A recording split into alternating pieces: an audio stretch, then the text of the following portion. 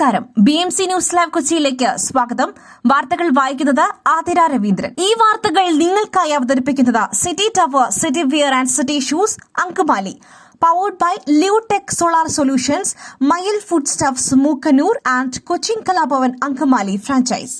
കോഴിക്കോട് ബാലുശ്ശേരി കണ്ടാടിപ്പൊയിലിൽ മകൻ അമ്മയെ കുക്കറിന്റെ അടപ്പുകൊണ്ട് തലക്കടിച്ച സംഭവത്തിൽ കേസെടുത്ത് ബാലുശ്ശേരി പോലീസ്.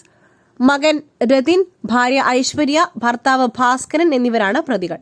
തലയ്ക്കും അടിവയറ്റിലും പരിക്കേറ്റ രതി കോഴിക്കോട് മെഡിക്കൽ കോളേജിൽ ചികിത്സയിലാണ്. സ്വത്ത് തർക്കത്തെ തുടർന്നാണ് മകൻ അമ്മയെ ആക്രമിച്ചത്. ഞായറാഴ്ചയാണ് മകൻ ഗൾഫിൽ നിന്നും എത്തിയത്. വീട്ടിലെത്തിയ മകൻ രതിൻ സ്വത്തുക്കൾ തന്റെ പേരിലേക്ക് എഴുതി നൽകണമെന്ന് രതിയോട് ആവശ്യപ്പെട്ടു. വിസമ്മതിച്ചതോടെയാണ് ആക്രമിച്ചത്. ബാലുശ്ശേരി പോലീസാണ് പരാതി നൽകിയത്.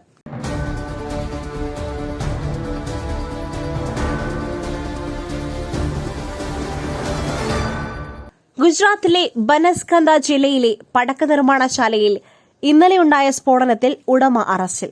നിയമവിരുദ്ധമായാണ് പടക്ക നിർമ്മാണശാല പ്രവർത്തിച്ചിരുന്നതെന്ന് കണ്ടെത്തിയതിനെ തുടർന്നാണ് ഉടമയെ അറസ്റ്റ് ചെയ്തത്.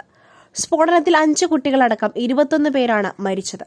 മരിച്ചവരുടെ കുടുംബങ്ങൾക്ക് കേന്ദ്ര സർക്കാർ 2 ലക്ഷം രൂപയും സംസ്ഥാന സർക്കാർ 4 ലക്ഷം രൂപയും ധനസഹായം പ്രഖ്യാപിച്ചു. പരിക്കേറ്റവർക്ക് ഇരു സർക്കാരുകളും 50,000 രൂപ വീതം നൽകും. സ്ഫോടനത്തിൽ കെട്ടിടത്തിന്റെ ചില ഭാഗങ്ങൾ തകർന്നു വീണിരുന്നു. അവശിഷ്ടങ്ങൾക്കിടയിലായി നിരവധി പേരാണ് കുടുങ്ങിക്കിടന്നിരുന്നത്. ദീസ മുനിസിപ്പാലിറ്റിയിലെ അഗ്നിശമന സേനാംഗങ്ങൾ സ്ഥലത്തെത്തിയാണ് തീ പൂർണ്ണമായും അണച്ചത്.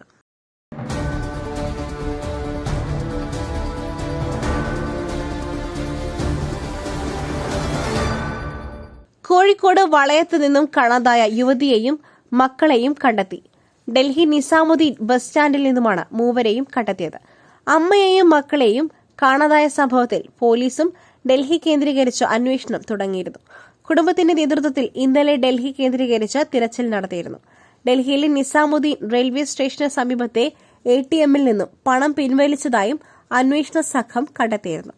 ഇതിന്റെ അടിസ്ഥാനത്തിലാണ് യുവതിയുടെ ഭർത്താവും സഹോദരനും ഡൽഹിയിലെത്തി സ്വന്തം നിലയിൽ പരിശോധന നടത്തിയത്.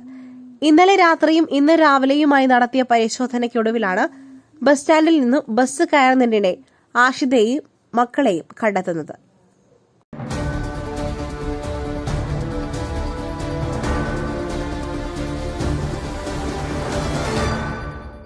വഖഫ് നിയമ ഭേദഗതി ബിൽ ഇന്ന് ലോക്സഭയിൽ അവതരിപ്പിക്കും.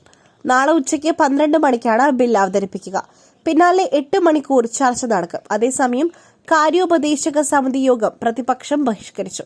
എല്ലാ MPമാർക്കും വിപ്പ് നൽകുമെന്ന് ഭരണപക്ഷം അറിയിച്ചു. മധുരയിൽ പാർട്ടി കോൺഗ്രസ് നടക്കുന്നതിനാൽ വഖഫ് ബിൽ ചർച്ചയിൽ CPM MPമാർ പങ്കെടുക്കില്ല.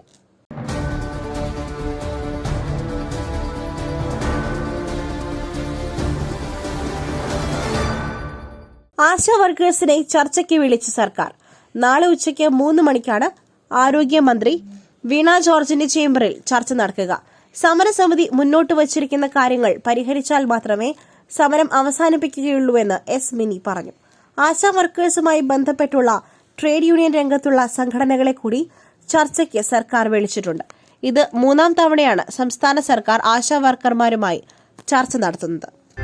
പുട്ടു രുചികരമാവണമെങ്കിൽ മയിലിന്റെ പുട്ടുപൊടി തന്നെ വേണം. അതിന് ചെമ്പാപ്പുട്ടാണെങ്കിലും അങ്ങനെ തന്നെ. മയിൽ റൈസ് ആൻഡ് ഫുഡ് പ്രൊഡക്ട്സ്, ശ്രേഷ്ഠം സമ്പുഷ്ടം. ഒറ്റപ്പാലം കൂനത്തറയിൽ പ്രായപൂർത്തിയാകാത്ത 2 കുട്ടികൾക്ക് മദ്യം വാങ്ങി നൽകിയ ആളെ ഷൊർണൂർ പോലീസ് പിടികൂടി. കഴിഞ്ഞ ദിവസം കൂനത്തറയിലാണ് സംഭവം നടന്നത്. 15 വയസ്സുകാരായ 2 വിദ്യാർത്ഥികൾക്ക് പൂരാഘോഷവുമായി ബന്ധപ്പെട്ട് മദ്യം വാങ്ങി നൽകുകയായിരുന്നു. അമിതമായ അളവിൽ മദ്യം കഴിച്ച 2 വിദ്യാർത്ഥികൾക്കും ഇതേ തുടർന്ന് ഗുരുതരമായ ആരോഗ്യ പ്രശ്നങ്ങൾ ഉണ്ടാവുകയും ഇവരെ അബോധാവസ്ഥയിൽ റോഡിൽ തളർന്നു വീണ നിലയിൽ ആശുപത്രിയിൽ പ്രവേശിപ്പിക്കുകയുമായിരുന്നു. ആലപ്പുഴയിൽ യുവതിയെ ഹൈബ്രിഡ് കഞ്ചാവുമായി പിടികൂടിയ കേസിൽ യുവതിയുടെ മൊഴി പുറത്ത്. പ്രതിക്ക് സിനിമാ മേഖലയിലെ ഉന്നതരുമായി ബന്ധമുണ്ടെന്ന് മൊഴി. മലയാള സിനിമയിലെ പ്രമുഖ താരങ്ങൾക്കെതിരെയാണ് യുവതി മൊഴി നൽകിയത്. ശ്രീനാഥ് ഭാസിക്ക് കഞ്ചാവ് കൈമാറി.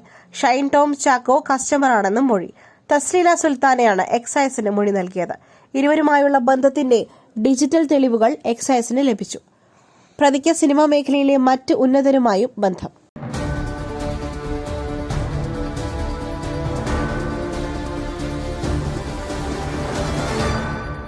CPIMന്റെ 24ാം പാർട്ടി കോൺഗ്രസിന് മധുരയിലെ തമുക്കം സീതാറാം യെച്ചൂരി നഗറിൽ ഇന്ന് പതാക ഉയരും. വെൺമണി രക്തസാക്ഷികളുടെ സ്മാരക കുടീരത്തിൽ നിന്നും പാർട്ടി കേന്ദ്ര കമ്മിറ്റി അംഗം യു വാസുകിയുടെ നേതൃത്വത്തിൽ കൊണ്ടുവരുന്ന പതാക നാളെ രാവിലെ control commission chairman AK Padmanabhan ഏറ്റുവാങ്ങും.